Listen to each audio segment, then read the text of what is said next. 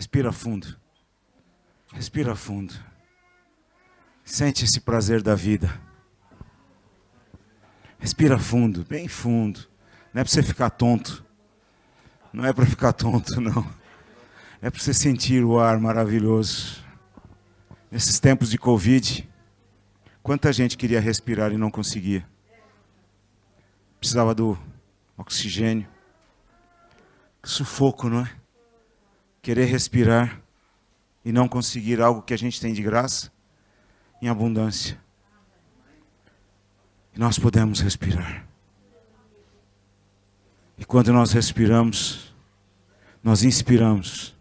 Nós estamos inspirando vida. Ai, que coisa boa. Que Deus bom. Que Deus maravilhoso que nós temos. A palavra que Deus colocou no meu coração nesta manhã é um alerta para nós. É um alerta para nós. E o nome que eu dei é Ladrões de Fé. Ladrões de fé. Nós já vamos entender por que isso. Nós estamos vivendo um momento muito particular na vida de cada um de nós, especificamente também na vida da igreja, em que nós necessitamos, é obrigatório, andarmos por fé e não por vista. Andarmos por fé e não por sentimentos. Porque tudo aquilo que nós vemos, segundo aos Coríntios 5:7, diz que tudo aquilo que nós vemos é sujeito a se modificar. Tudo aquilo que nós sentimos é sujeito a se modificar. E, aliás, o sentimento ele é extremamente enganoso. A paixão, por exemplo, ela é baseada no sentimento. É uma expressão que eu literalmente odeio. Essa história de dizer eu estou apaixonado por Cristo. Não gosto dessa expressão. Porque o que é paixão? É algo efêmero, algo passageiro. É algo que dá de manhã e passa de tarde. E os adolescentes são experientes na paixão. Porque eles têm uma paixão fulminante por uma menina de manhã.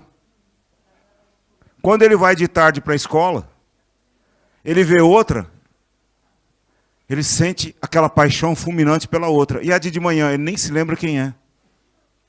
E quando nós falamos, estamos apaixonados por Cristo, dá a impressão de que quando aquela paixão passar, vai ter outro tão superior a Cristo.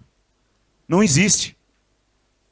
E Pedro declarou, desejai afetuosamente, intensamente, como leite racional não falsificado, nós devemos desejar a Cristo.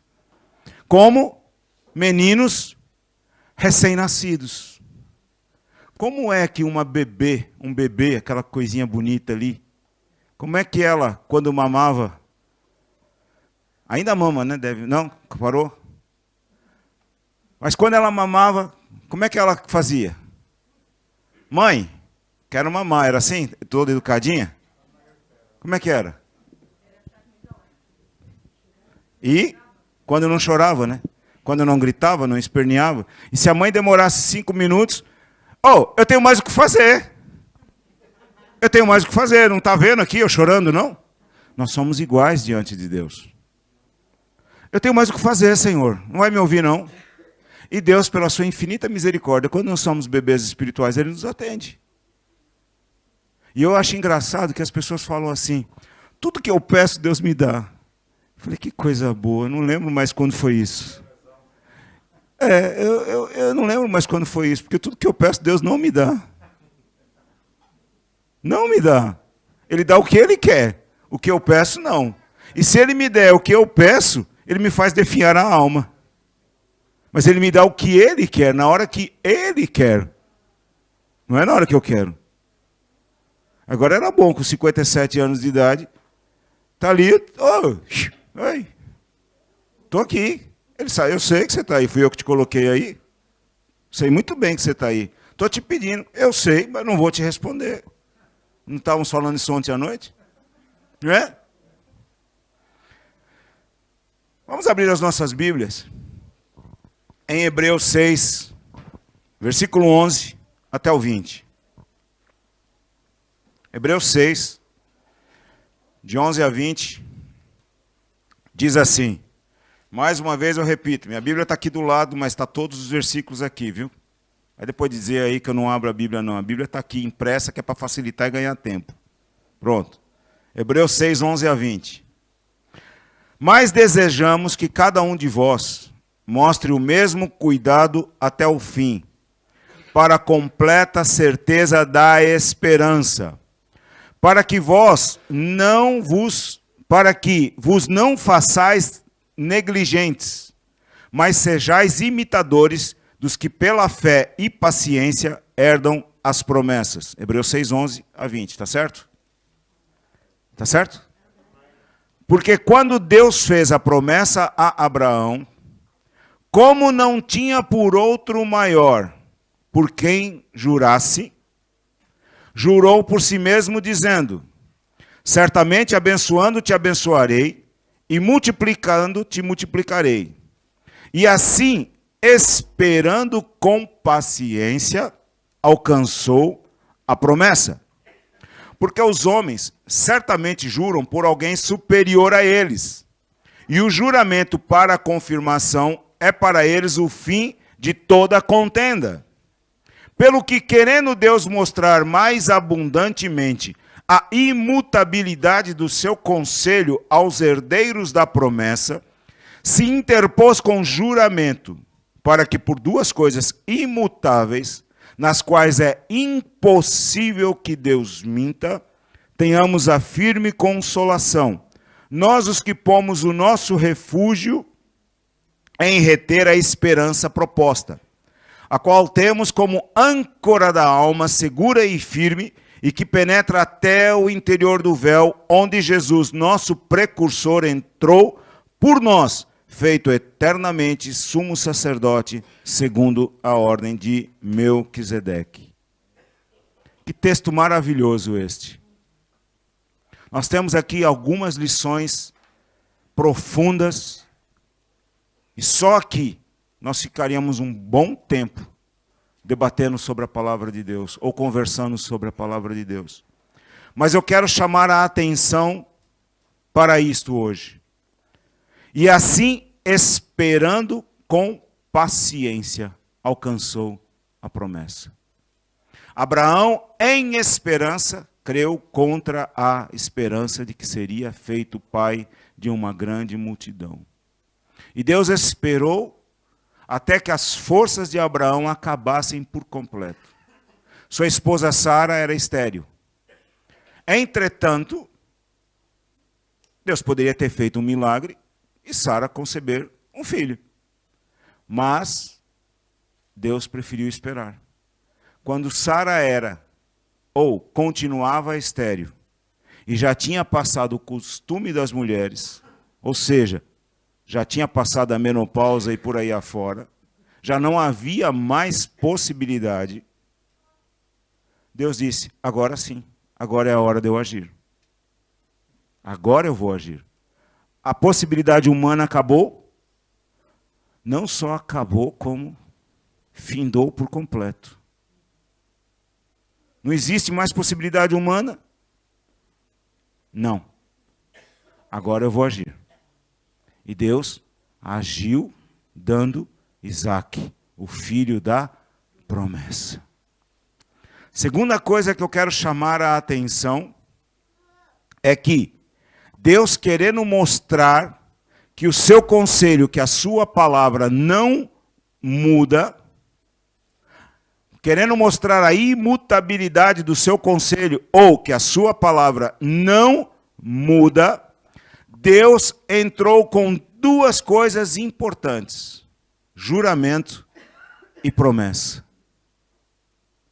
Nós, como brasileiros, como portugueses, como descendentes, bons descendentes da língua portuguesa, da língua de Camões, nós não sabemos o que é cumprir juramento e o que é cumprir promessa. O brasileiro, como é herdeiro do português, né, que afinal foi Portugal que descobriu o Brasil, ele levou a mesma coisa daqui para lá. O gene nosso está a quebrar juramento e promessa. Ou você não conhece ninguém que quebra a palavra aqui em Portugal. Ou você não conhece ninguém que quebra juramento. Há um juramento que é muito quebrado nos nossos dias. Sabe qual é?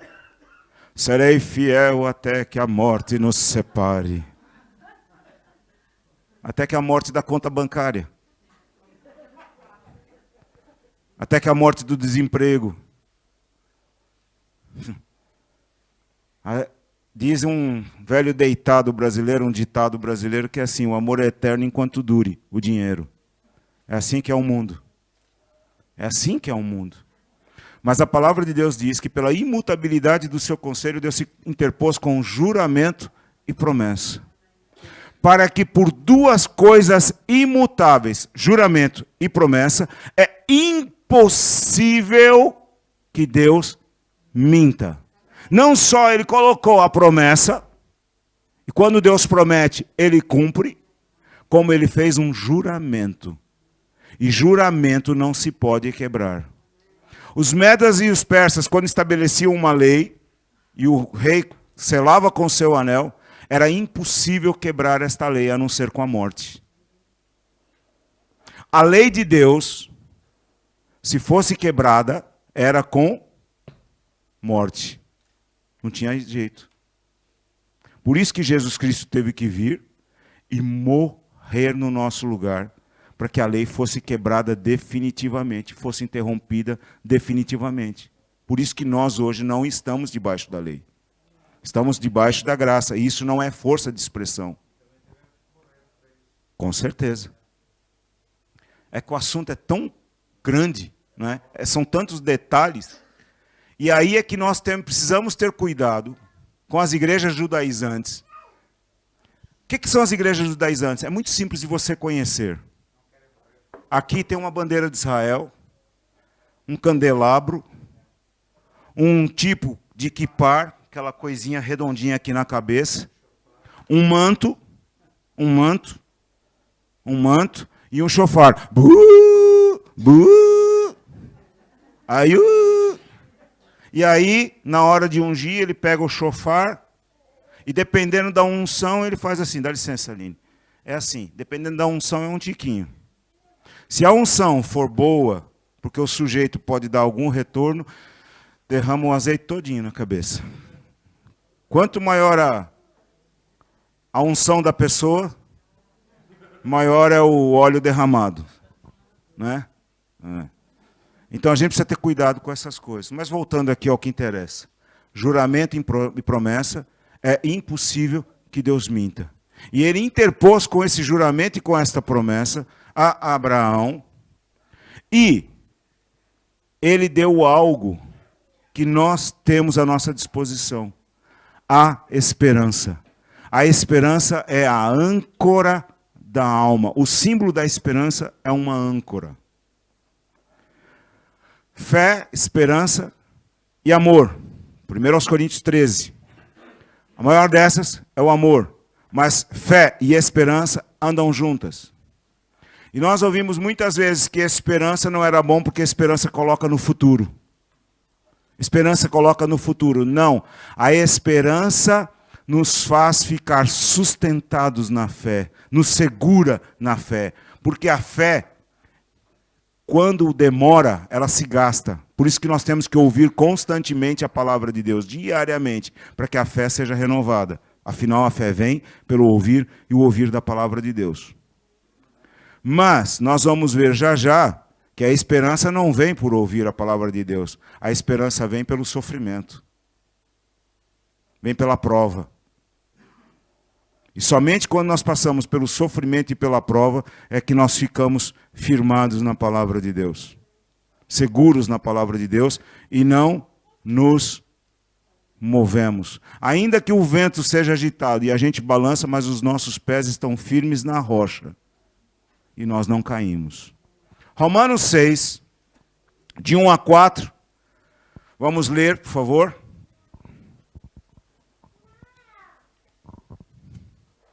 A vontade era ficar aqui em Hebreus o tempo inteiro. Só que nós temos muito o que falar. Mas Deus colocou um recado simples hoje. Eu não vou complicar muito, não vou estender muito. Que é para que você receba a palavra e você hoje tome a decisão de matar os ladrões de fé na sua vida. Saia daqui com eles sepultados. Viu, Eliane? O que aconteceu hoje aqui é para que você saia daqui firmada nesta palavra, ancorada nesta palavra, não se mover dela, nem que você chegue lá e veja completamente ao contrário. Continue firmada nesta palavra. Amém. A mãe que recebeu este toque do Senhor, a mesma coisa. Mas nós vimos aqui o menino sorridente, contente e feliz. Saul, você vai voltar para o Principado de Luxemburgo, um homem transformado pelo poder de Deus. Um profeta do Senhor que vai ter a voz, não a voz de homem, mas vai transmitir o recado de Deus para aquela nação que precisa. Porque lá tem gente machucada, magoada, ferida, traída, enganada e roubada. Muita gente roubada, muita gente traída, muita gente ferida. E precisa de homens de Deus que sejam levantados no poder da ressurreição do Senhor Jesus Cristo. Que seja no poder desta palavra que vá para transformar, ser luz no meio das trevas. Ser sal para salgar. E Romanos 6, de 1 a 4 diz: que diremos, pois? Permaneceremos no pecado para que a graça seja mais abundante? De modo nenhum. Nós que estamos mortos para o pecado, como viveremos ainda nele? Ou não sabeis que todos quantos fomos batizados em Jesus Cristo, fomos batizados na sua morte? De sorte que fomos sepultados com ele pelo batismo na morte, para que como Cristo ressuscitou dos mortos pela glória do Pai, assim também andemos nós em novidade de vida. E eu tenho chamado a atenção para este texto, principalmente esta parte, para que como Cristo ressuscitou dos mortos pela glória do Pai. A graça é favor, a tradução simples, bem simplesinha, é o favor imerecido. E Cristo veio, numa reunião que eles tiveram lá no passado, antes da fundação do mundo, quando eles estavam acertando o projeto de construção do mundo, antes que Deus desse a palavra haja, e Jesus Cristo que a palavra executasse e o Espírito Santo cooperasse, lá nesta reunião, lá no céu, foi decidido que Jesus Cristo viria morrer no lugar do homem. Ao terceiro dia, ressuscitaria. E tudo pela glória do Pai. O drama que Jesus Cristo viveu naquela cruz foi muito intenso. Ele nunca tinha visto, nunca tinha presenciado isso. E ele declara: Pai, por que me desamparastes? Porque naquele momento Jesus Cristo levou o pecado de toda a humanidade. A graça é para todos, mas nem todos é para a graça. Nem todos é para a graça. Muitos recusam, muitos rejeitam. Mas se nós fomos ressuscitados com Cristo pela glória do Pai, significa que nós temos dentro de nós a essência de Deus. Nós somos a imagem e semelhança de Deus. Isto quer dizer que a mesma vitória que Cristo teve, nós também temos. O mesmo poder que operou em Cristo para tirá-lo dos mortos, é o mesmo poder que opera em nós hoje. É o mesmo poder que opera em nós hoje. E se esse poder opera em nós, que direito temos nós de ficarmos preocupados, ansiosos e permitirmos que a ansiedade, que a depressão e etc. entre dentro do nosso coração? Que direito temos nós se nós temos Cristo? Pensa bem. Você mora numa residência. Entra qualquer pessoa na sua residência? Não. Qualquer um que bater a sua porta, não. Entra lá? Não. Você tem requisitos para entrar na sua casa, não tem? Sim. Você tem requisitos para convidar uma pessoa a entrar na sua casa. Sim. Por quê? Porque às vezes você pode olhar a aparência, se enganar e convidar. Mas aquela pessoa vai lá, Brasil tem uma expressão que é o seca-pimenteira. A mulher é tão ruim que até a pimenteira da casa seca. É o seca-pimenteiro. Ele olha para as coisas assim, aqueles olhão assim, como quem diz, tem um piano nessa casa. O sujeito sai, a sujeita sai, a pessoa vai tocar o piano, não toca. Queimou. O piano queimou. Isso para dizer o quê? Se nós escolhemos quem entra da nossa casa, por que nós permitimos que qualquer coisa entre dentro do nosso coração? Por que nós permitimos que o medo entre dentro do nosso coração? Por que nós permitimos que a ansiedade entre dentro do nosso coração? Filipenses 4,6 diz, não estejais ansiosos por coisa alguma. Não, pastor, o senhor não está entendendo, meu marido está ali. Ele pode dizer, não, pastor, o senhor não está entendendo, meu marido está no hospital. Não estejais ansiosos por coisa alguma. Pastor, o senhor não está entendendo. Eu fui no médico essa semana, fiz um exame, e o exame apontou um índice alto, que significa que tem câncer, que eu já fui lá no Dr. Google e eu vi. E lá no Dr. Google fala que isso é sinal de câncer. Aí quando ela for no médico a semana que vem, vai dizer que é sinal de dor de barriga. Mas ela acha que é câncer. Então ela já fica com medo antecipado. Que direito temos nós, queridos, de andarmos em depressão? Por que é a depressão? É você sofrer por algo que nem sequer aconteceu. É a mesma coisa que é uma preocupação exacerbada em alto nível. Em alto nível. Não aconteceu. E nós já estamos morrendo de véspera. Há um leão lá fora. Ontem o Zé falou, há um leão dentro de mim também. Que é esse Cristo que nós estamos falando. Se há um leão dentro de nós, nós vamos permitir que hienas venham na nossa frente. Que hienas venham à nossa frente rir. Eu tive uma experiência com hiena na África do Sul que foi uma coisa terrível. E eu percebi que as pessoas são assim também. Eu estava conduzindo no Kruger Park e tinha uma hiena parada na estrada, deitada. Deitada, parecia que tinha sido atropelada. Então eu parei o carro e fiquei de dentro do carro olhando aquela cena. E ela imóvel, e eu não tinha como avançar, porque ela estava mesmo atrapalhando a estrada, e a estrada era estreita. O carro lá é a direção do lado direito. Então eu olho pelo retrovisor e eu vejo uma hiena aqui atrás do carro. Do meu lado direito, atrás, ela vem, coloca a cabeça assim, olha, para ver se eu ia sair. Eu olho para o outro retrovisor, eu vejo outra hiena do lado esquerdo do carro, também olhando para ver se o passageiro ia sair. Exatamente. Era uma gangue. Era uma quadrilha.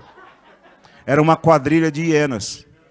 Como eu não saí e resolvi buzinar, a que estava deitada levantou a cabeça, olhou, viu que eu não ia sair, acho que as outras duas fizeram sinão. Ó, esse pato aí a gente não vai comer hoje, não. Esse é crente. As três resolveram sair passeando como verdadeiras gangues que a gente vê por aí. Tentou roubar, não deu. Vamos embora. As três saíram. E eu olhei para aquilo e falei, olha como são. Elas aprenderam com o ser humano. Elas aprenderam com o ser humano. Então, irmãos, nós permitimos que essas hienas, que são muitos problemas da vida, entrem nas nossas vidas.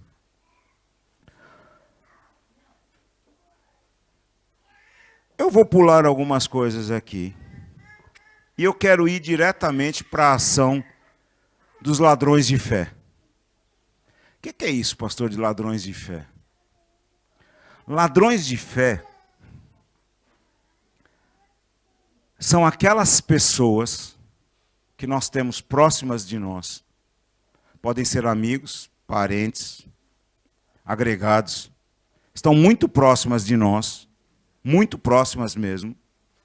E pode ser que essas pessoas tenham nos ajudado em algum tempo. Pode ser que elas tenham estendido a mão em algum tempo. Ou podem ser circunstâncias que vêm para roubar, diminuir, minar ou extinguir a nossa fé. tirar os nossos olhos das promessas e da palavra de Deus. Mudar o nosso foco. Circunstâncias, como aquela que se passou ontem à noite contigo. Circunstâncias que é para tirar os olhos daquilo que você está focado, ou seja, da palavra de Deus e da promessa de Deus. E nós não podemos, somos nós que não podemos permitir que tais pessoas ou situações roubem a nossa fé, tirem o nosso foco. Por quê? Porque nós precisamos nos manter em fé o tempo necessário, seja ele qual for. Como? Ouvindo, falando, agindo sobre a palavra de Deus. Então, quando nós estamos vivendo certas circunstâncias, quando Deus faz promessas para nós, Ele não define o tempo em que Ele irá cumprir essa promessa. Deus não define o tempo quando essa palavra vai ser cumprida. Deus diz, eu vou curar. Mas Ele não fala que Ele vai curar instantaneamente. Mas Ele falou, eu vou curar. Quando? Ele não determinou o prazo, mas Ele decretou. Juramento e promessa, eu vou curar. Por duas coisas imutáveis é impossível que Deus minta. Mas quem falou foi homem. Quem falou foi homem, e homem falha. É verdade, homem falha. Mas quando Deus fala, Ele não falha. O homem pode falhar, mas Deus não falha. Eu já recebi promessa de Deus por homens que falharam. Mas a palavra de Deus ela é imutável. O homem falhou, a palavra de Deus não. Então, o que isso pode acontecer? Quando Deus dá uma promessa, Ele não define o tempo. Correto? Ele não determina o tempo. Só que nesse tempo de espera, o que vai acontecer? Pessoas vêm até nós. Os tais amigos da onça, os tais amigos de Jó, os ladrões de fé. Os hienas, as hienas. E eles vêm com aquela conversa que é certa, é real, é verdadeira. Eles não vêm mentindo. Isso é que é o mais interessante, é que eles não vêm mentindo. Eles conseguem falar a verdade. Então o que eles dizem? Está demorando muito. As circunstâncias estão piorando. As dificuldades estão aumentando. É preciso se preocupar. Como que você está sem se preocupar? Que insensibilidade é essa? Você precisa se preocupar. Como quem diz, você tem que arrancar os seus cabelos. Ô Zé, você ficou preocupado? Ô Chaves, você ficou preocupado também, né? A situação ela é grave. A situação ela é muito grave. Chegou a intimação judicial. Olha, a situação está aí, ó, o promotor não é promotor, é o oficial de justiça está aí à porta com uma intimação, né, doutor? A intimação aí à porta. Chegou o diagnóstico médico. E dá para refutar um diagnóstico médico? Dá para você refutar o diagnóstico de Deus? Eu tenho um amigo que é médico e ele diz assim, o médico quando está estudando, ele se julga que é Deus. Depois que forma, ele tem certeza que é Deus.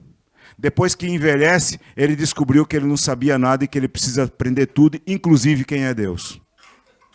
Mas enquanto ele está ali no auge da profissão dele, ele se julga Deus. É ele quem determina quem vive e quem morre. E quando o relatório médico chega, as pessoas se preocupam. Não é assim que Deus age. Não é assim que Deus age na sua palavra. Eu penso que não é assim. Algo precisa ser feito com urgente. Agora não é hora de orar e sim de agir. O alfabeto de Deus é oração. Orar mais ação. Talvez vocês nunca tenham ouvido isso. Mas essa é uma expressão que está sendo muito usada. O alfabeto de Deus é oração. Orar mais ação. E o pior. E se a fé não funcionar? É preciso ter um plano reserva.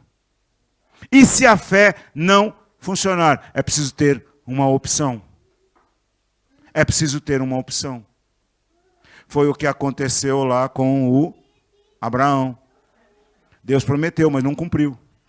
Toma aqui a minha serva. toma aqui a minha serva e garanta a tua descendência. Nasceu Ismael. Eita problema que Abraão arrumou. Que problemão que continua até hoje. O quê? 5.000 e tal anos depois, qualquer coisa por aí. E olha o problema que esse homem arrumou. Por quê? Não quis esperar.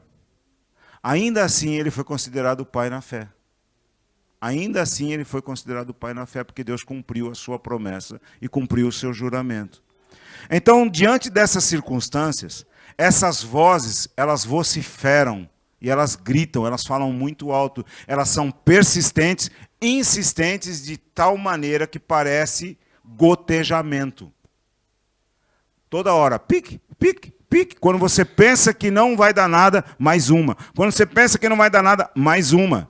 Quando você pensa que não dá nada, você acorda de manhã, liga o telemóvel, já está lá um WhatsApp. Então, já tomou a decisão? Já vai fazer alguma coisa? Já decidiu o que vai fazer? Não, eu acabei de acordar, não tive tempo de pensar de noite porque eu estava dormindo. Eu não tive tempo de pensar de noite numa solução porque eu dormi.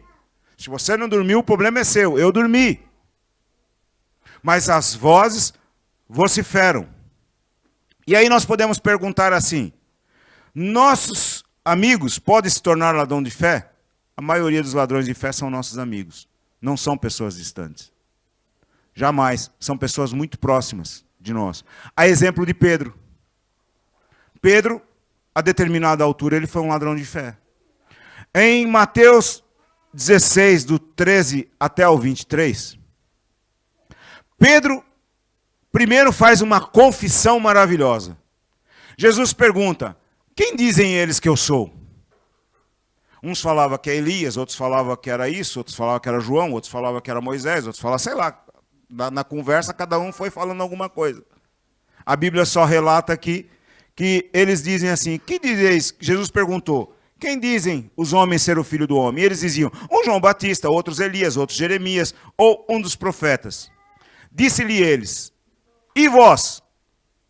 Quem dizeis que eu sou? Mateus 16, do 13 ao 23. E Simão Pedro respondendo disse, tu és o Cristo, o Filho do Deus vivo.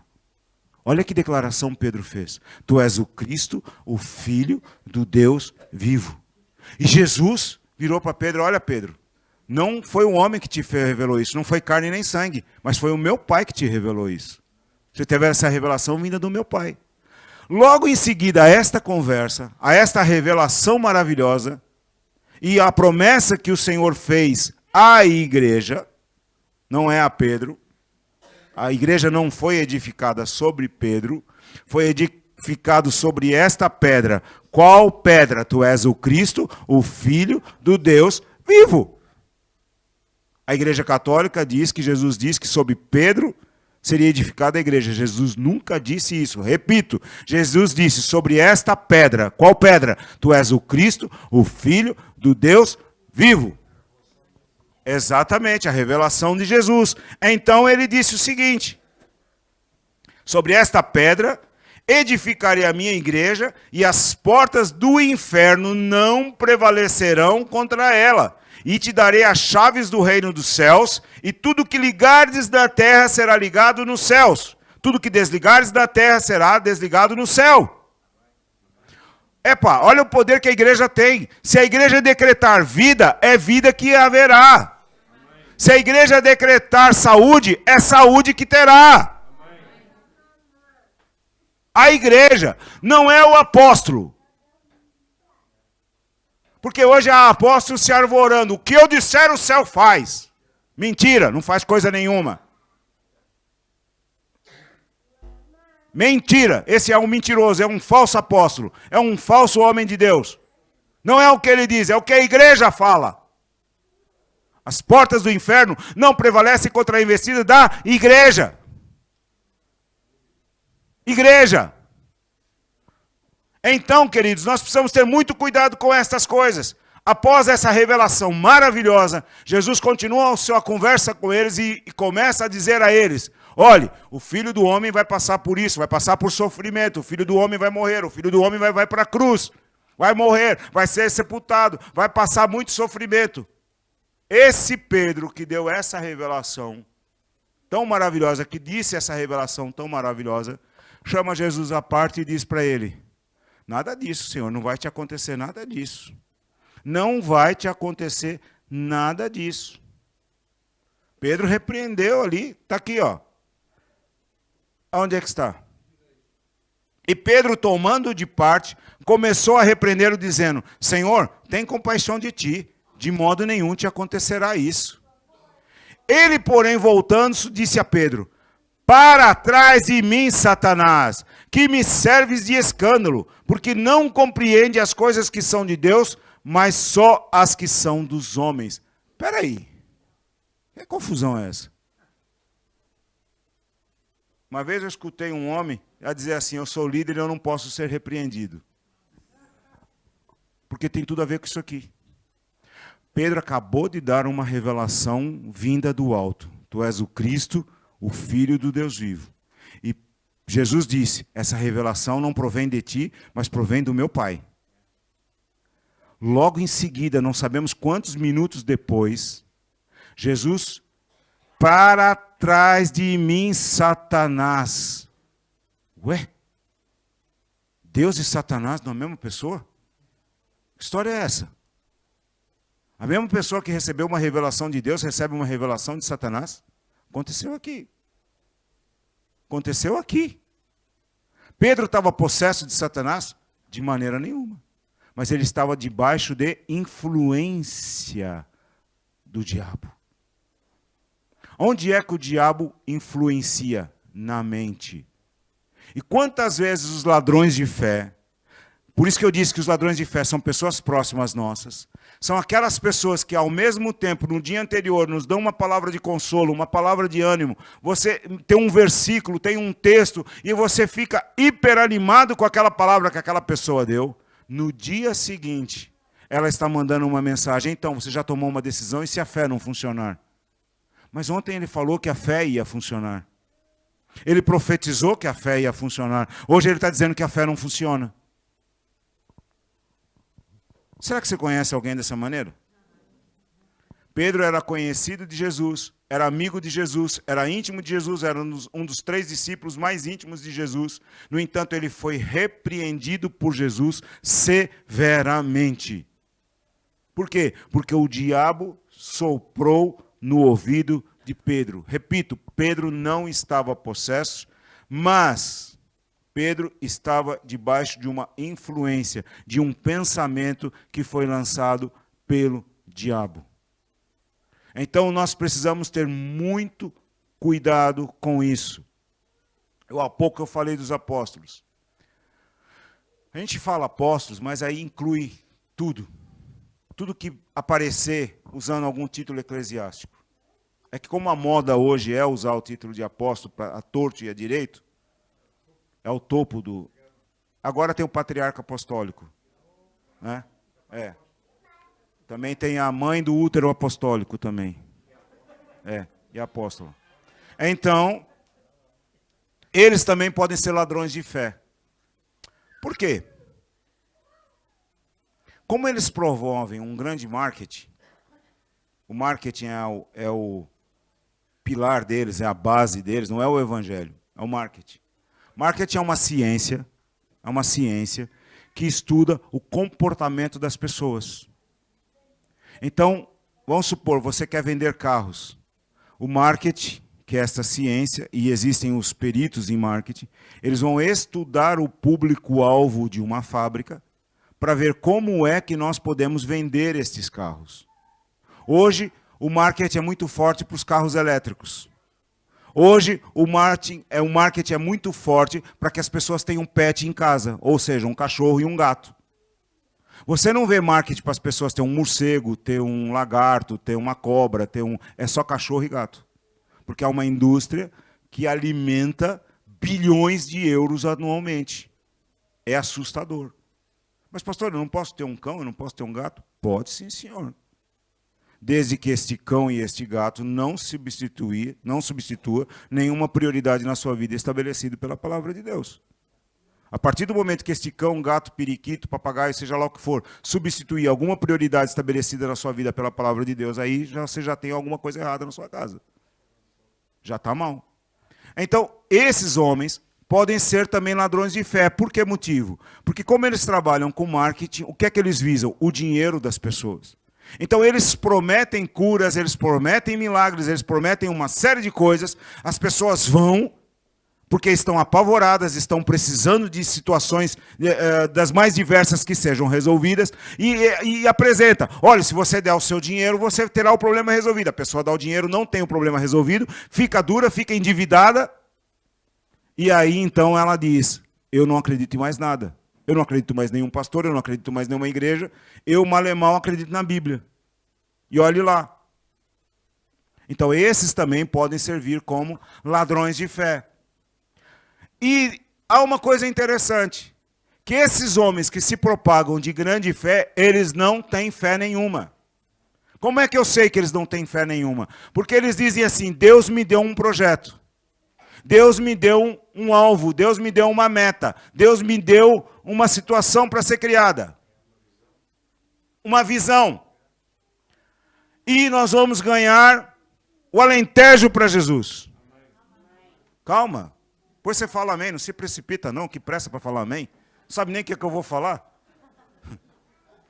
Pode ser que eu venda o Alentejo? Você já está falando amém? Calma. Então nós vamos ganhar o Alentejo para Jesus. Deus me deu essa visão, Deus me deu esse projeto. Então vamos semear porque nós vamos ganhar o Alentejo para Jesus. Opa, peraí. Deus deu a visão, Deus deu o projeto. Não dá os recursos não? Não dá os recursos não? Deus pode usar pessoas? Com certeza que Deus vai usar pessoas. Com certeza que Deus vai usar pessoas. Mas se nós estamos dizendo que Deus nos deu um projeto, Deus nos deu uma visão, Ele também não vai nos dar um recurso, ainda que Ele use pessoas?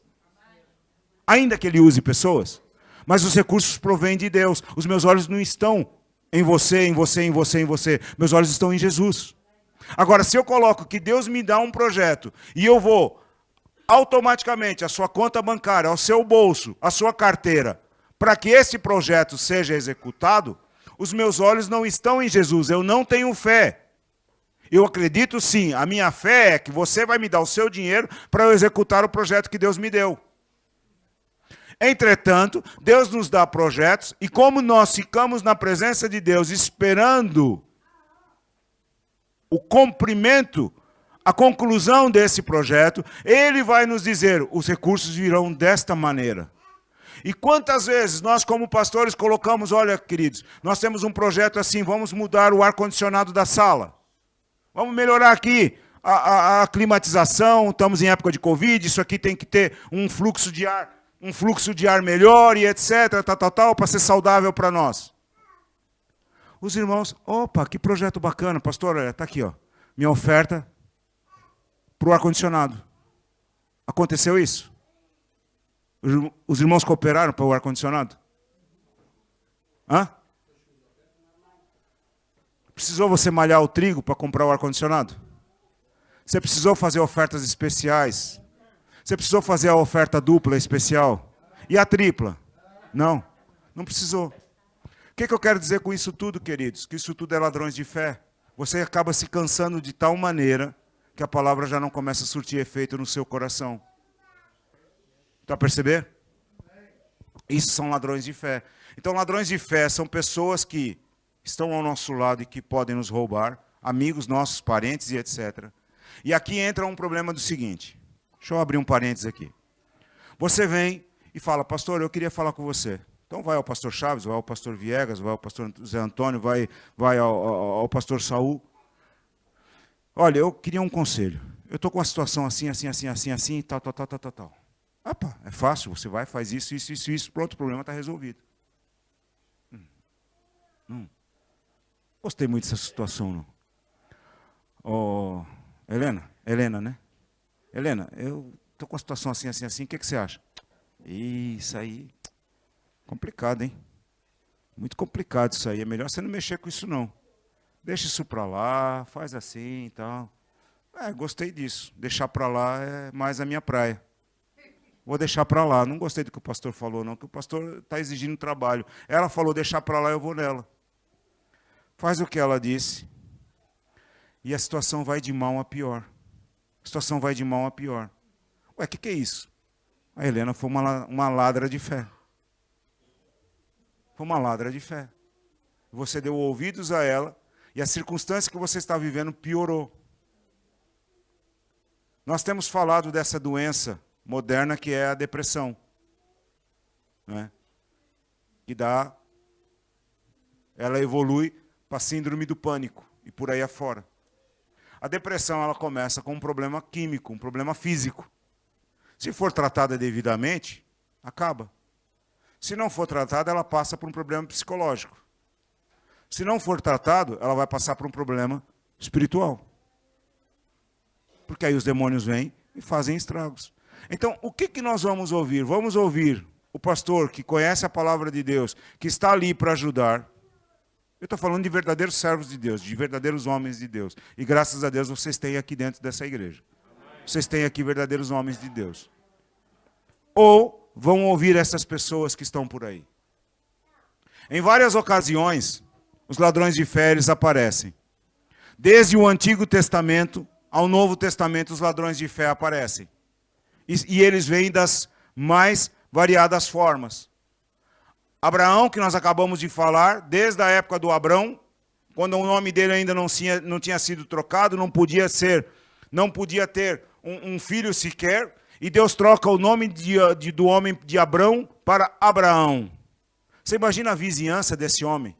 Olhando ele envelhecendo e vendo Sara, que era Sarai, ser chamado de Sara, o homem de Abraão, a mulher velha, ser chamada de princesa, minha princesa, mãe de uma multidão. Diga, pai de multidões. Ih, estão gagá os dois. Já estão senil, já. Já estão senil. Imagina essa vizinhança. Abraão e Sara estão senil, tadinhos. Olha lá, mãe de uma grande nação, pai de uma grande nação, nem filho tem. Coitadinho deles. Moisés tinha um bando deles, reclamando, com saudades dos alhos e dos pepinos do Egito, reclamando que tinham saudades da escravidão, que lá pelo menos ele tinha um cova. Lá no cativeiro eles tinham cova. Jó tinha a esposa ao lado, além dos 3 amigos da onça que vieram. Mas a pior foi a esposa. A pior foi a esposa. Porque a esposa diz, amaldiçoa o teu Deus e morre. Que esposa, hein? Interessante que Deus não tirou a esposa dele. Foram todos os filhos, foram todos os bens, todos os serviçais. E a esposa continuou. Isso diz alguma coisa para você, não diz não? Ah, pois. Davi também se queixou. Davi também se queixou dos amigos que zombavam dele quando ele tinha que fugir. Davi também teve os ladrões de fé. E no Novo Testamento? O homem cego que gritava por Jesus. Jesus, filho de Davi, tem compaixão de mim. Cala-te, ô cego, ô imprestável. Cala-te, fica quieto. Aquele homem se calou. Ele continuou a gritar cada vez mais alto. Até que Jesus foi a ele e o curou. A mulher com fluxo de sangue. Impura, suja, imunda, não podia sequer encostar na multidão, e uma multidão apertando Jesus. Ela, ouvindo falar de Jesus, ela teve fé, pois ela diz, eu vou chegar em Jesus. Ela furou a multidão, sendo impura, com medo de ser apedrejada, com medo de ser punida. Mas naquela hora, acho que ela não pensou em nada. Ela furou a multidão e tocou em Jesus. E Jesus disse, quem me tocou? E os discípulos, quem te tocou, Jesus? A multidão inteira está te apertando. De mim saiu virtude.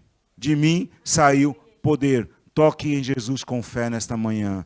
Toque em Jesus com fé nesta manhã. Não se importa com quem está do seu lado. Não se importe com as circunstâncias. Não se importe com absolutamente nada. Estas pessoas que são os ladrões de fé, elas são tremendamente nocivas. E por serem muito próximas de nós, Às vezes nós ficamos com medo ou com aquele tato. Não vou ser grosseiro. Não vou ser grosseiro. Mas às vezes nós precisamos ser, entre aspas, grosseiros pela palavra. Porque se nós não formos, elas não só vão nos roubar a nós mesmos, a nós próprios, como elas vão se roubar a si próprio e, por sua vez, vão roubar a família delas também. Eu conheço pessoas que são ladrões de fé. E Deus diz, eu vou fazer.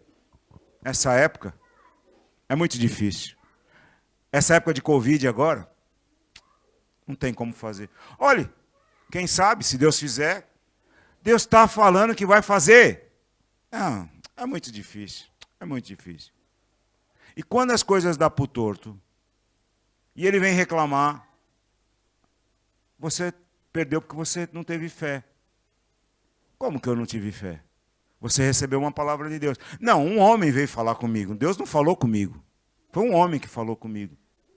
Se é um homem que falou com você, então pronto. Não se queixe.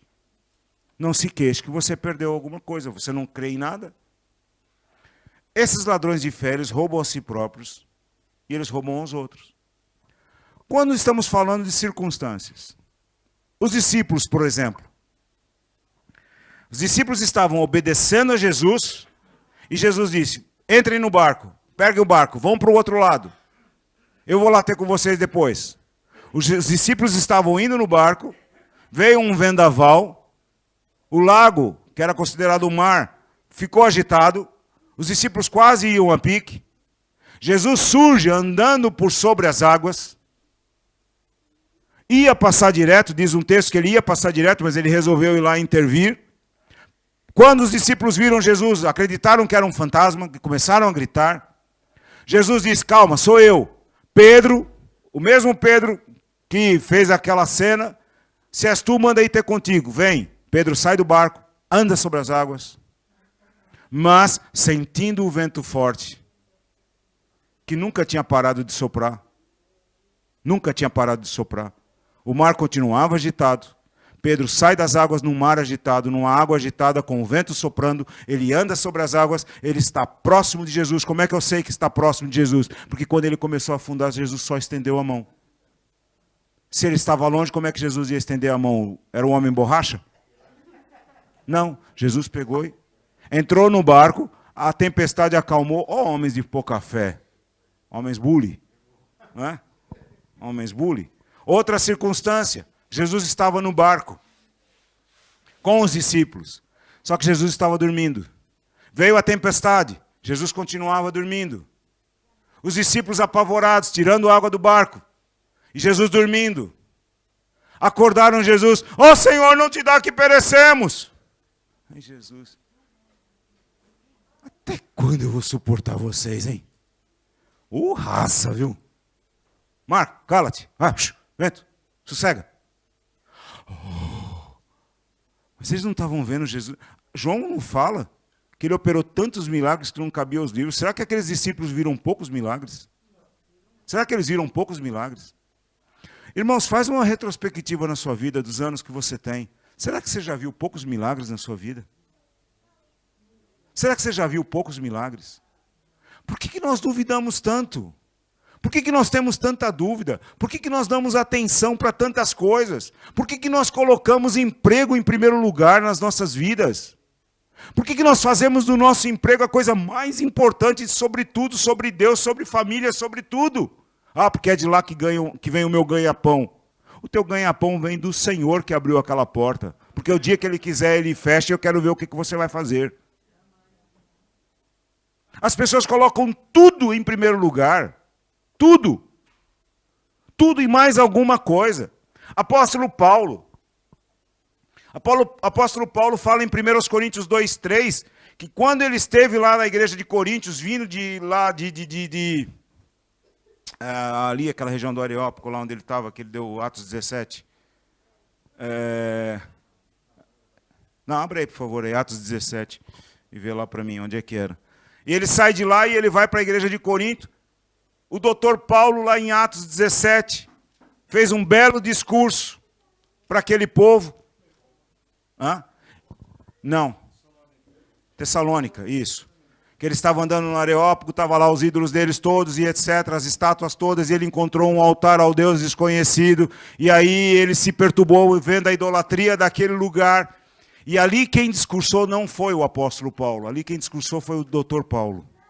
Porque nele vivemos e nos movemos, e já vos diziam os vossos poetas. Ali não foi o apóstolo Paulo. Ali o doutor Paulo deu uma ressuscitadinha. E ele ficou apavorado quando ele viu da possibilidade do apóstolo, do doutor Paulo ressuscitar. E ele fala lá aos Coríntios que ele foi imediatamente para Corinto. E ele diz lá, quando eu estive convosco, eu estive em fraqueza, temor e grande tremor. Porém, as palavras dele não foram palavras persuasivas de sabedoria humana, mas foi em demonstração de espírito e poder. E Paulo sofreu muito com esses ladrões de fé. Todas as vezes onde ele ia, havia confusão. Por quê? Porque por causa das revelações que ele teve, ele tinha um espírito maligno que o acompanhava por todos os lugares para causar confusão, causar transtorno, e ele tomar uma surra, tomar uma tarefa, apanhar. O currículo de Paulo, o currículo apostólico de Paulo é invejável. Ô Zé, não querem ser apóstolo? Cumpram os requisitos. Cumpram os requisitos, filho. Se quer ser apóstolo, cumpra o requisito. Eu não sou contra ter apóstolo, desde que os requisitos sejam cumpridos. O principal deles é ter visto Jesus. E um que eu gosto muito é o currículo de Paulo. Se cumprir o currículo de Paulo, eu chamo de apóstolo. Acabou, queridos. Cumpriu o currículo de Paulo, eu chamo de apóstolo. E falo, você é meu apóstolo. Sou seu imitador. Ah, pronto, acabou. Acabou. Se me apresentar você é meu apóstolo. Acabou. Paulo, segundo aos Coríntios 7,5 diz, porque quando chegamos à Macedônia, quer abrir? Abre, porque é importante isso. Segundo aos Coríntios 7,5, eu estou quase acabando. Todo pregador diz que quando está quase acabando, vai mais meia hora, né? É praxe. É isso. Que a palavra seja irrevogável, né? Então, diz assim, porque mesmo quando chegamos à Macedônia, a nossa carne não teve repouso algum. Antes, em tudo fomos atribulados, por fora combates, temores por dentro. Paulo não estava obedecendo ao Senhor. O que é que ele tinha? Combates por fora e temores por dentro. Eu quero dizer uma coisa a vocês, queridos. Eu, pastor João, a gente não é 1/1000º do que foi Paulo. Mas eu vos digo uma coisa.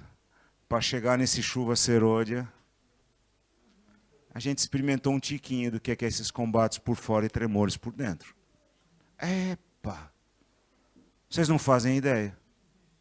E você faz o checklist todo para ver se você está em pecado, para ver se tem alguma coisa oculta, para ver se tem... Você pergunta a Deus por quê, e Deus não responde. Você faz indagação para Deus, Deus não está nem aí. E quando ele vem com uma resposta, é uma pergunta, que a gente também não sabe responder, igual Jó. Quando tudo está difícil do nosso lado, quando tudo está problemático, até mesmo quando falta dinheiro para as necessidades básicas, quando as contas prioritárias estão sem pagamento, doenças, enfermidades e etc. Mas, pastor, isso só acontece para quem está em pecado. Será? Nós não acabamos de ver agora o que aconteceu com os discípulos? Nós não acabamos de ver agora o que aconteceu com Paulo? O que precisa vir à nossa cabeça, à nossa mente, e precisa controlar o nosso pensamento? Descansa. Deus está no controle de tudo. Diga comigo, descansa. Deus está no controle de tudo. Olha para a pessoa que está ao seu lado e diga para ela, descansa. Deus está no controle de tudo. Olha para o outro também, dá uma animada nele, descansa. Deus está no controle de tudo. A coisa mais difícil que tem é descansar. É a parte mais difícil do Evangelho, é descansar. Há duas coisas dificílimas no Evangelho. Aquilo que advém do descanso, que é esperar. Descanso e espera é a parte mais difícil do Evangelho. Porque fé é fácil, fé vem pelo ouvir. Mas descansar e esperar é a coisa mais difícil que tem. Principalmente para pessoas ativistas que gostam de resolver tudo. Eu, por exemplo, eu não gosto de ficar à mercê de ninguém. Eu não gosto de pedir favores. Eu não gosto de esperar ninguém. Não gosto de deixar ninguém me esperando. E a coisa que eu mais tenho na minha vida é espera. Espera. Eu vim para Portugal agora. O ano passado eu tive que esperar até o último minuto para embarcar. Esse ano eu vim para Portugal. E eu tive vários dias à espera aqui em Portugal. Eu olhei para o Senhor e falei assim, o Senhor tem um senso de humor, hein? O Senhor tem um senso de humor, que não é brincadeira. Até que em Portugal o Senhor me faz esperar. Aí ele me respondeu, não. Espera. Espera. Diz o ditado que quem espera sempre alcança, né? Amém. Esperar é o quê? Descansar em Deus é o quê? É ter preguiça? Deus abomina preguiçosos. No reino de Deus não existe preguiçosos. O que é? Então, descansar, esperar. É deixar as coisas que nós não podemos controlar nas mãos de Deus. Porque Ele tem o controle de tudo. Ele tem o controle de tudo. É ter fé ou acreditar, ter a plena convicção de que Ele vai ajudar com os problemas. Aliás, Ele não vai ajudar, Ele vai resolver os problemas. Ele vai resolver os problemas. É rejeitar a preocupação desnecessária. O que é preocupar? A própria palavra já diz, é ocupar a sua mente antecipadamente. Ainda não aconteceu, e você já está ocupando a sua mente tentando resolver algo que ainda não existe. Nem sequer a possibilidade foi cogitada. Mas a sua mente está ocupada com aquilo, procurando uma solução. O que é descansar? É confiar em Deus, é ter paz, é estar seguro em Deus, é largar a ansiedade. É dormir na tempestade, o que Jesus fez ali. É dormir na tempestade. O descanso, ele causa uma grande confusão nos ladrões de fé. Ele não sabe o que é descansar. Ele acha que o ativismo dele, a agitação dele é que vai resolver as situações. Nós, como pastores, nós já vivemos debaixo disso. Ladrões de fé também. Agitados, nervosos, impassivos. Já levanta de manhã querendo a solução que ele inventou de noite. Nós nem sabemos ainda, mas quando íamos diante, já tínhamos que apresentar soluções. E as pessoas que são os ladrões de fé, elas são assim, elas vêm incomodar você, já querendo a solução, como eu falei agora há pouco. Acorda e já liga. Você já resolveu? Não, eu estava dormindo, eu não tive tempo de pensar nisso ainda. Mas como ele não dormiu, ele passou a noite inteira pensando, a primeira coisa que faz de manhã é pegar no telemóvel e já ligar. Resolveu? Não. Ou o marido vira para a esposa e diz, e fica lá, ele fica de olho esperando ela acordar. Quando ela abre os olhos, então, o que nós vamos fazer? A mulher, o quê? Hein? Onde é que eu estou? Aqui é o quê? Meu quarto, eu estou em Marte, em Júpiter, estou aonde? Aí a mulher falou, mas o que é isso? Eu estava sonhando que eu estava no céu e acordo, estou do lado desse pesadelo. Isso não é um marido, isso é um pesadelo. Será que eu acordei mesmo ou eu estou no meio do pesadelo? Ou vice-versa. Ou vice-versa. Ó, não vou falar nada, mas tua mulher está apontando para você, viu? Eu não ia falar nada, não. Nós não podemos permitir isso, queridos. Nós não podemos permitir isso. O meu pai, durante 3 ou 4 anos, ele tinha um ritual diário comigo. Todos os dias de noite, por volta das 7 horas da noite, ele vinha, colocava a mão na minha cabeça e dizia para mim uma frase que eu não me esqueço jamais. Deus está no controle de tudo. Amanhã é um novo dia. Ele nunca falou para mim colocando no futuro. Amanhã será um novo dia. Ele já tinha como realidade que o dia seguinte já era, já estava, já tinha sido consumado. Amanhã é um novo dia. E todos os dias eu e minha mãe íamos dormir descansados nisso. Ele faleceu em 2015. E este texto que ele citava todas as noites vem à nossa mente quase todos os dias, principalmente quando a gente está no auge de algum problema. Deus está no controle de tudo. Amanhã é um novo dia. E meu pai partiu com o Senhor, para o Senhor. Na morte dele, 2 pessoas entregaram a vida a Jesus, que presenciaram ele morrer. Um que era envolvido com o oculto e uma mulher que tinha abandonado o evangelho alguns anos atrás. Os 2. Um entregou a vida a Jesus e o outro se reconciliou com Deus e vieram testemunhar comigo quando eu fui ao hospital receber a notícia oficial. Quer dizer, na morte, ele ganhou 2 pessoas para Jesus. Isto é uma morte de um santo. Então nós precisamos ter no nosso coração isto, queridos. Nós precisamos ter isto no nosso coração. Por quê? A paciência, ela vem, sim senhor. Paciência não é resignação, é ser constantemente constante. Eu gosto muito dessa expressão, ser constantemente constante. É uma expressão que eu gosto muito. Porque não basta você ser persistente. Você precisa persistir em persistir. É uma redundância que faz todo sentido. Nós precisamos não só ter a fé, mas nós precisamos ter também a esperança. Estarmos ancorados, firmes e seguros na palavra de Deus. O grupo pode subir? Pode vir para cá. Deus pode demorar? Deus pode demorar? Estou fazendo uma pergunta. Pode demorar? Normalmente Deus demora. Não é que pode, normalmente Deus demora. Mas Ele faz-nos uma promessa em Lucas 18, versículo 7. Lucas 18, 7. Não fará Deus justiça aos seus... Olhem para mim, irmãos, deixa o grupo para lá. Agora é hora de ficar rindo, de... Estamos ministrando a palavra.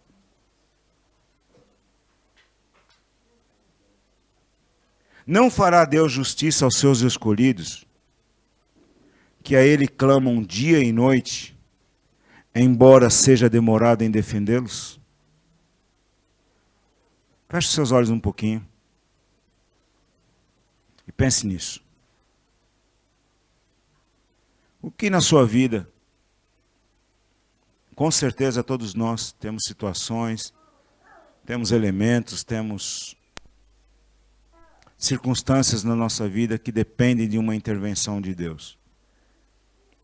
E com certeza também você está debaixo de influência de ladrões de fé. Porque eles estão por todos os lados. E você tem que tomar uma decisão na sua vida, mas está difícil. Porque você pondera aquilo que você ouve da palavra de Deus, você pondera o que essas pessoas falam, aí você vai buscar uma terceira opinião. É muito comum as pessoas irem buscar uma palavra no YouTube, no Facebook, não sei aonde, e ouve então uma confusão absurda, que nega tudo aquilo que você ouviu de todos os lados, e aí você não sabe o que fazer. E a pergunta é, Deus não fará justiça aos seus escolhidos? Você é escolhido de Deus? Você é escolhido de Deus? Estou perguntando, você é escolhido de Deus? Você tem certeza disso? Será que Deus não vai fazer justiça a você? Essa palavra é um cumprimento de Abacuque 2:3.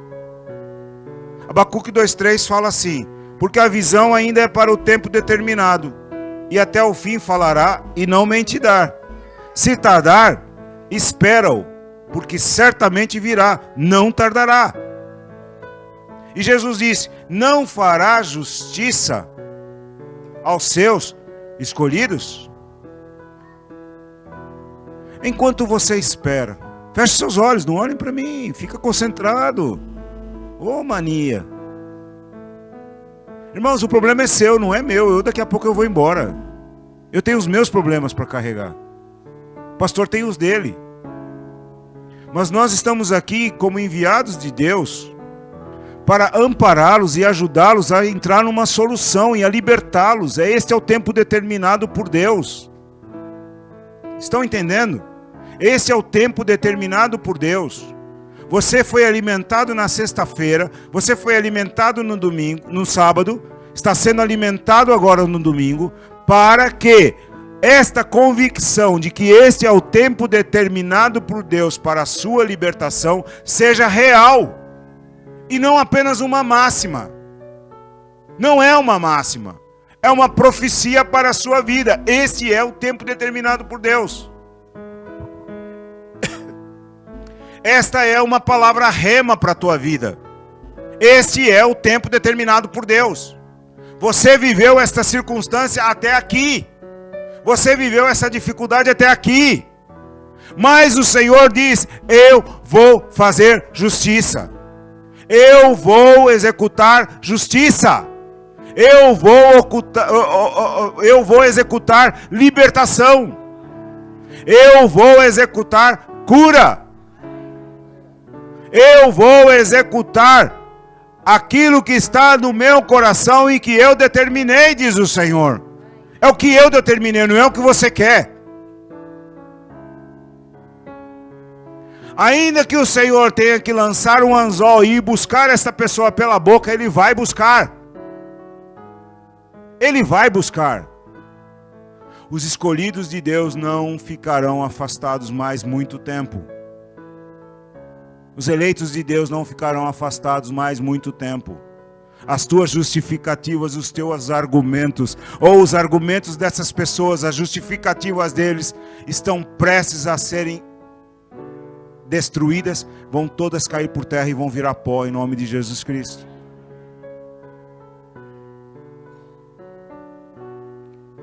As tuas feridas, traumas, daquilo que você passou, e nós temos repetido isso muitas vezes com pastores, com apóstolos, com bispos, seja lá com quem for, elas tiveram sentido até um certo ponto. E tinham razão de ser, porque afinal de contas, a gente confia em pessoas,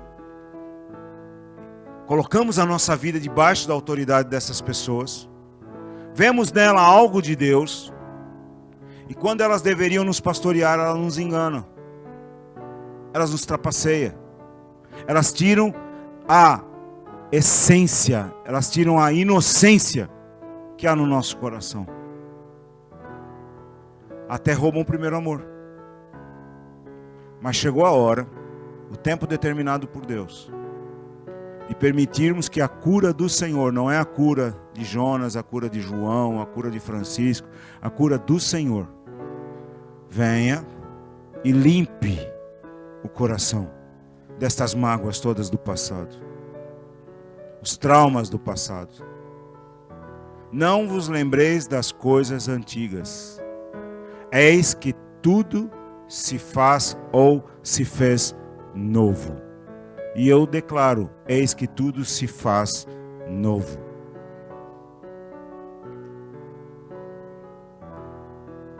Você está diante do Senhor, agora você está diante do Senhor. E há uma canção que diz: tudo entregarei. Tudo. Não é parte, é tudo. É tudo. Antes nós cantamos: Senhor, abraça-me. Tu és tudo que eu desejo, tu és tudo que eu quero. E nós vamos declarar agora esta canção muito antiga, porém muito preciosa, de que tudo entregarei. Não falem, não se envolva com as crianças, não afaste a unção de Deus. A unção de Deus é como uma pomba, sensibilíssima, muito sensível, e os seus movimentos afastam.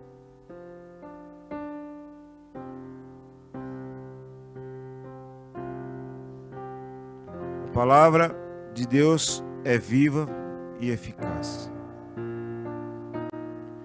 E hoje, você é quem vai tomar as rédeas da situação e vai fazer com que esses ladrões de fé, sejam elas pessoas ou circunstâncias, se calem de uma vez por todas, em nome de Jesus Cristo.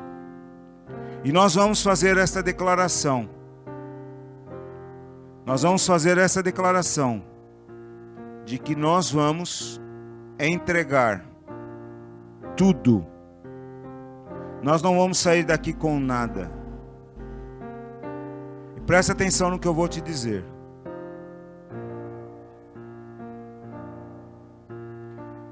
Se você não entregar hoje,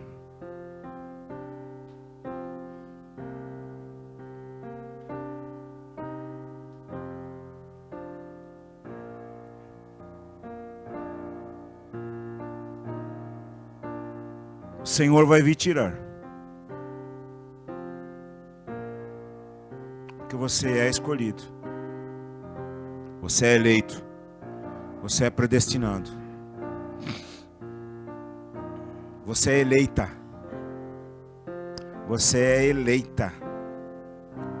Você é eleita. Tá me ouvindo? Você é eleita. Ô mulher, você é eleita. É você mesmo. Você está pensando assim, será que é comigo? É com você mesmo. Ah, pastor, mas tem 3 ou 4 pensando. Mas há uma especificamente que Deus está agindo neste momento. E que tinha dúvidas. Sim, tinha mágoas. Tinha traumas. Tinha feridas. E com razão. Todas tinham razão de ser. Todas. Mas o Senhor disse, tu és eleita, escolhida. Eu tenho te guardado todos estes anos. Eu tenho te preservado todos estes anos. Porém, chegou a hora de entregares tudo diante de mim. Tudo entregarei. Tudo entregarei. Tudo sim a ti, por ti darei. Resoluto, mas submisso. O que quer dizer resoluto? Olha, eu não entendo bem isso. Eu não sei bem o que isso quer dizer. Mas, como Pedro disse, sob a tua palavra eu lançarei a rede. Senhor, eu pesquei a noite inteira. Não apanhamos nada, mas sob a tua palavra eu lançarei a rede. Senhor, olha, eu não estou entendendo bem essa situação. Mas hoje eu vou lançar diante de ti. Eu vou te dar hoje. Eu vou entregar hoje. Aleluia, Senhor.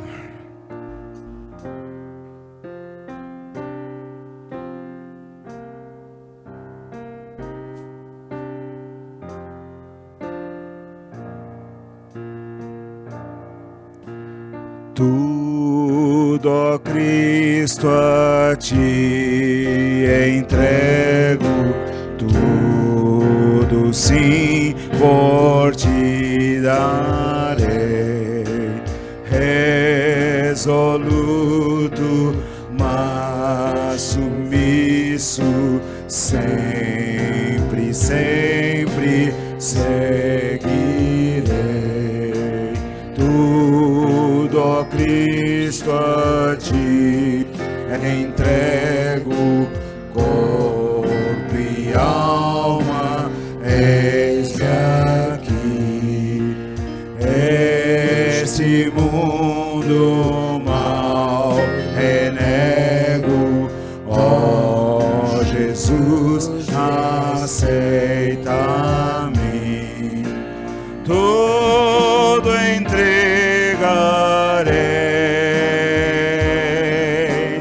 tudo entregarei.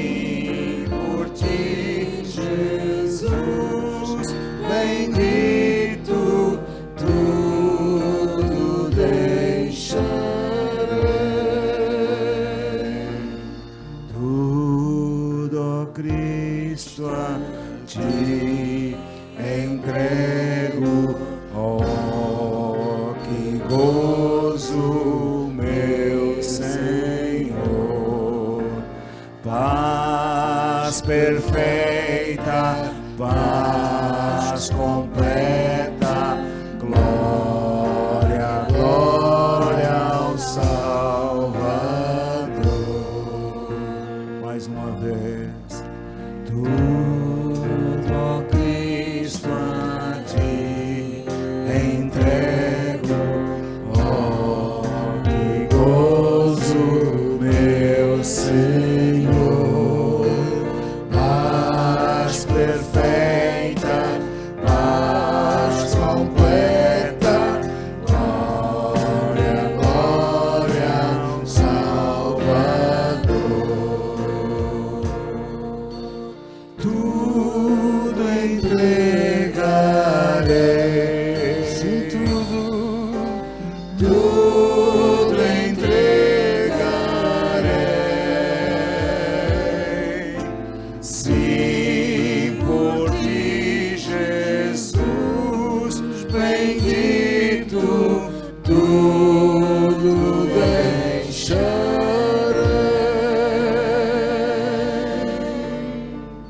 Você está disposto a deixar tudo por amor a Jesus e ao Evangelho? Está mesmo? Eu queria mais uma vez que você fechasse seus olhos agora. Por que isso é importante? Para você não se distrair com nada que está ao seu lado. Porque Deus quer agir na sua vida. Às vezes a gente fica pensando assim, puxa, isso seria bom para outra pessoa. Não, é para você. Não seja roubado, não permita que os ladrões de fé te roubem nesta manhã. Eu não estou buscando sentimentos, eu não estou buscando manipulação da alma, choros, gritos, eu não estou buscando nada disso. O desejo do meu coração é que você seja liberto nesta manhã e que verdadeiramente você entregue ao Senhor. Entregue o que te impede de fluir na presença do Senhor. Você tem águas ali nos tornozelos e acha que está bem. Você está mergulhando no Senhor. O Senhor quer te levar a águas profundas. Há um conhecimento íntimo e profundo de Jesus Cristo. E quando você tiver este conhecimento íntimo e profundo, que você tiver os tesouros da sabedoria e do conhecimento à sua disposição, como eu disse ontem, o conhecimento do tesouro do ouro e da prata, você vai saber onde está. Você tem colocado o emprego diante de tudo. E esse emprego, ele impede o teu fluir na presença do Senhor. Mas é dele que eu vivo, sem dúvida nenhuma. Sem dúvida nenhuma. Vou pedir demissão? Em hipótese alguma. Mas você vai entregar ele ao Senhor. Você vai entregar ele ao Senhor. Você entrega hoje. Entrega ele ao Senhor. Porque quando você entregar ele ao Senhor, até hoje você controla. Até hoje você tem controlado. Mas a partir do momento que você entregar ao Senhor, é Ele quem vai controlar. É Ele quem vai controlar. Não é mais você. E é interessante porque Deus tem um propósito tão específico, tão profundo, tão... que... assim como o emprego, família, filhos, situações, o Senhor está dizendo, entrega. Não sofra mais, entrega hoje. Entrega o teu passado. Entrega os traumas do passado. Há gente que insiste em carregar traumas do passado. Já foram regenerados, já nasceram de novo, mas insiste em trazer lembranças do passado. Esquece as lembranças do passado. Oh, Deus tem sido insistente. Deus tem sido insistente. Só que vai chegar um ponto em que Deus não vai insistir mais. Ele simplesmente vai agir. E vai doer ainda mais. Por que Deus vai fazer isso? Porque Ele é carrasco? Não, porque Ele é pai. E porque Ele ama o filho. E o pai corrige ao filho que ama. Se estáis sem correção é porque não sois filhos. Se estáis sem correção é porque não sois filhos. Entrega hoje. Entrega hoje. Hoje. Hoje. Hoje. Toma uma postura de entrega. Como assim, pastor? Enquanto a igreja está de olhos fechados, e não é para abrir, se você tiver algo para entregar, fica de pé, só quem tem algo a entregar, e toma uma postura diante de Deus. Eu estou em pé diante de ti para entregar isto. É uma postura que você toma diante de Deus. E os outros permaneçam sentados. Mas quem tiver para entregar, fica de pé e entrega. Hoje. E Deus vai agir. Não pense em quem está ao seu lado, porque ele está de olho fechado, ele não está olhando para você, ele está preocupado com ele próprio. Entrega agora.